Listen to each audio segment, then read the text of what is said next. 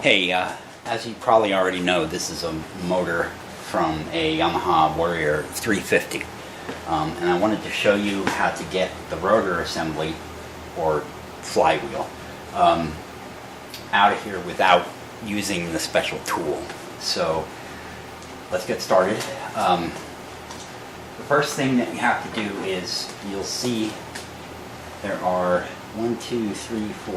6 of the retaining bolts, and they are they're M8 125, and they use a 7mm hex wrench to get them out.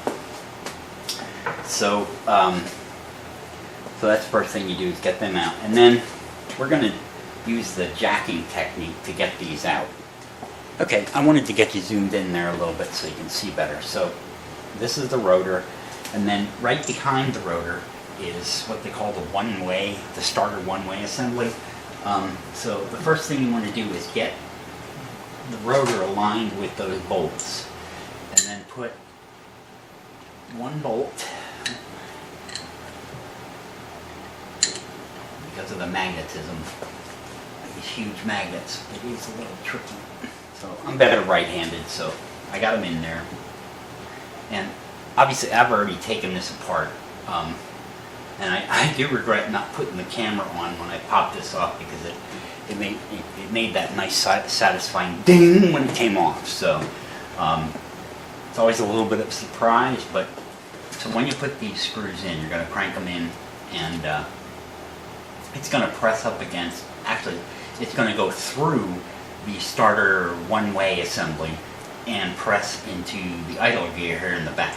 Okay, now I can already hear people saying, gasping, that we're going to bend this stuff, but later I'm going to show you that we don't.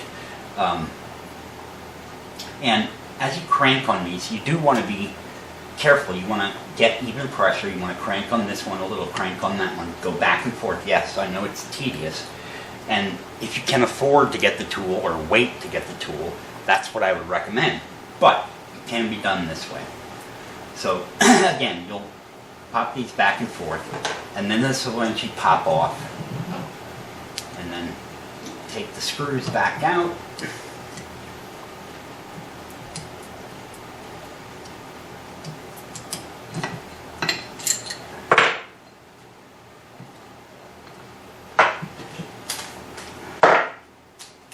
we don't have to wait forever.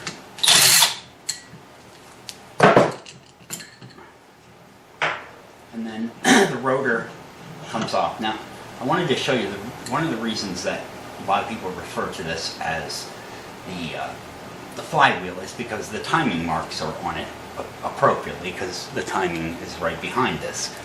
So, so we got that off.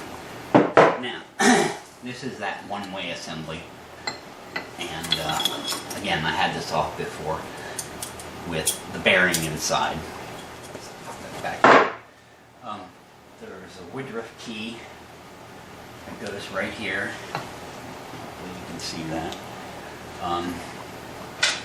And then of course this is that idler gear. And then there's another idler gear. This is idler gear 1, this is idler gear 2, if you look at the parts catalog. So that the shaft will pull out of that. And then we'll get this one out. This is the one that drives the starter, well, at least this one. So then, now, because, and yes, you can see the marks on there from the screws. And I took out this bearing just to make this a little easier. Okay, but that goes in there. So, now, you gasped before, now you're going to have a fit. When I bring this up, the jaw pullers. Now, yes, I realize that you can chip off these gears, but if you're careful, you can get this off safer. Again, this is one of those situations where you have to go slowly and gently. Okay. Now, how to do this? The first thing is, on your jaw pullers, there's two ends. One is narrow and one is wide. Now, the more surface area you get to pull, the safer it's going to be.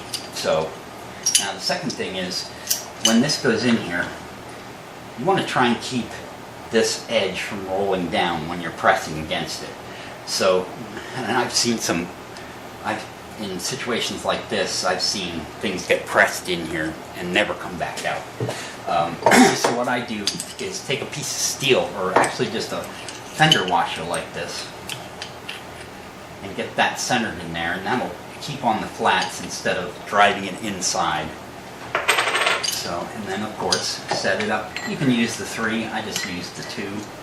Set it up in here, and slowly crank it until it starts to pull off. Now, even with all the pressure for those 2 screws to get the rotor off, this thing only just needed just maybe like 1/8 of an inch to pull off, and then it came out freely. So I told you I would show you the proof that this didn't get bent. This is a stacking block from, or stacking shim, whatever you want to call it, from the milling machine.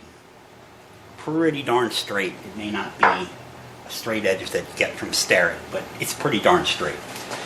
So we'll take this and set that across the edge, and I'll pick you up. Hang on for a minute. And show you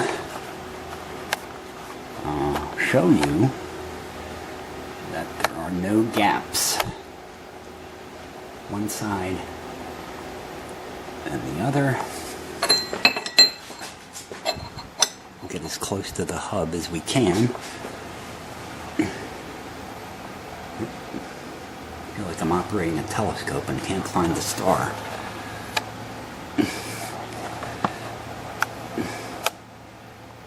No gaps. That's just a little oil right there. Anyway, you get the idea. And then on this one-way gear, which held the bolts, no gaps.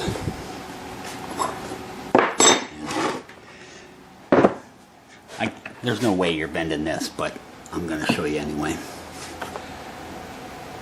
No gaps. So feel free to make as many comments as you like.